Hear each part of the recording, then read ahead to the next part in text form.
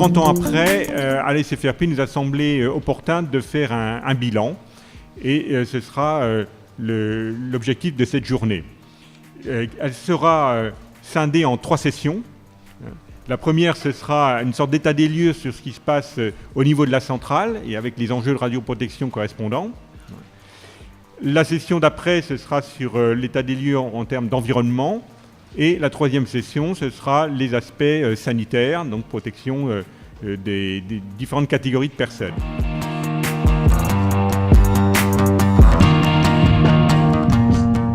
La catastrophe de Tchernobyl, ce n'est pas simplement une exposition à la radioactivité, c'est le bouleversement de la vie de centaines de milliers de personnes qui ont eu d'être déplacées, relogées, dont les conditions de vie se sont dégradées. Et ça, c'est une dimension sanitaire qu'il faut considérer lorsqu'on parle de la catastrophe de Tchernobyl.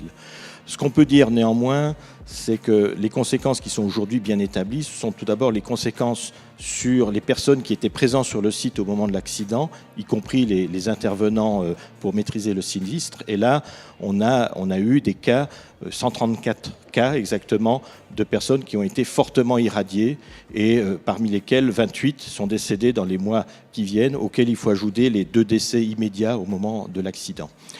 Autre conséquence bien établie, ce sont les cancers de la thyroïde constatés plusieurs années après chez les enfants qui ont été exposés au moment de l'accident et qui vivaient dans les territoires contaminés. D'après les dernières études publiées, il y a plus de 7000 cas qui ont été inventoriés dans cette population.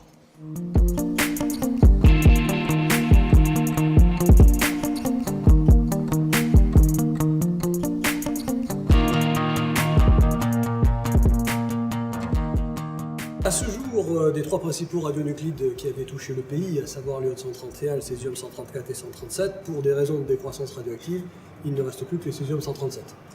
Néanmoins, c'est de beau reste, puisque l'essentiel du césium qui est tombé en 86 se trouve toujours aujourd'hui dans les sols français.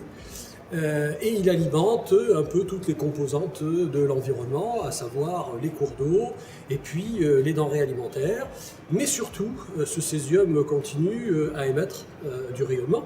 Et c'est ce rayonnement qui est la principale exposition du public liée à la rémanence de ce qui reste des retombées de l'accident de Tchernobyl en France. Le projet européen COCHER, en fait, COCHER, ça veut dire c'est pour Coordinating Tchernobyl. L'objectif, c'est de mieux coordonner finalement les études épidémiologiques sur les conséquences sanitaires de l'accident de Tchernobyl. Et en fait, ça part d'un double constat. Le premier, c'est que finalement, les connaissances qu'on a aujourd'hui des conséquences sanitaires de l'accident de Tchernobyl, eh bien, c'est un patchwork de petites d'études plus ou moins grosses, de nature différente, de protocoles différents, avec des objectifs différents. Et finalement, ça entraîne pas mal de discordances dans les résultats, de difficultés de comparaison des résultats et finalement, une grande difficulté d'avoir une vision globale de l'ensemble des résultats.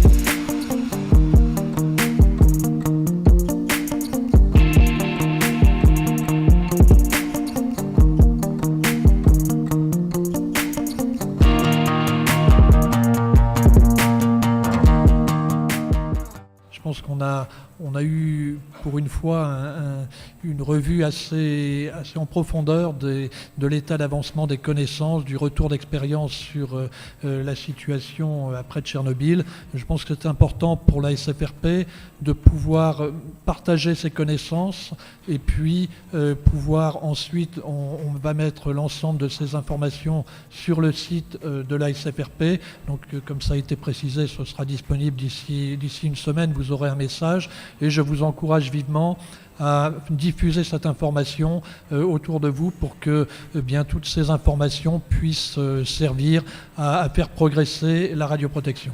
Donc je vous remercie et puis une prochaine fois pour les journées SFRP.